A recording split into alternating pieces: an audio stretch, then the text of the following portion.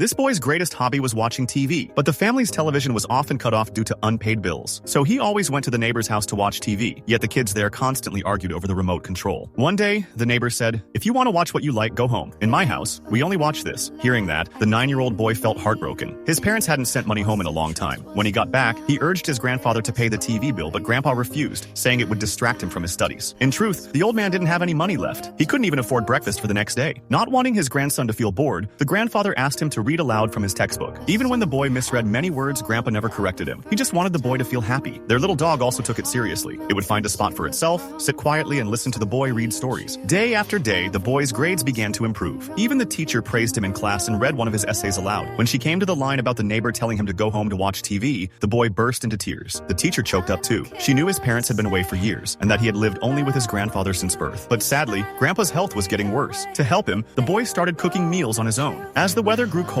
his father finally sent money for a stove. The boy didn't mind the cold. In fact, he felt too warm and asked to move to another room to sleep. Grandpa knew the boy was growing up, so he agreed. That first night alone, the boy was excited, but tragedy struck. The next morning, as he cooked breakfast, Grandpa still hadn't gotten up. Worried, the dog began barking frantically. No matter how it barked, Grandpa wouldn't wake. So the dog bit the boy's pants and dragged him to Grandpa's room. The ambulance arrived quickly. The boy cried and called out to his grandfather, but there was no response. After returning from the hospital, the boy tried calling his father, but the phone had been disconnected for lack of payment. So he went back to the hospital alone to take care of Grandpa. A few days later, when he entered the ward, he saw Grandpa awake. He ran to him with joy, terrified of losing him again. When they came home, Grandpa explained that he had fainted because he hadn't opened a window while heating the room. He'd wanted to save the heating money to pay for the TV bill, but the boy said, "Watching TV affects my studies." Then, just like before, he read aloud to Grandpa. The dog, as always, sat nearby, listening faithfully. One morning, the boy got up to make breakfast. The dog rushed over and tugged at his pants again. He instantly understood. He ran to Grandpa's room and tried to wake him, but this time Grandpa lay still and would never wake again. For anyone wondering, this film is called The Reading Boy.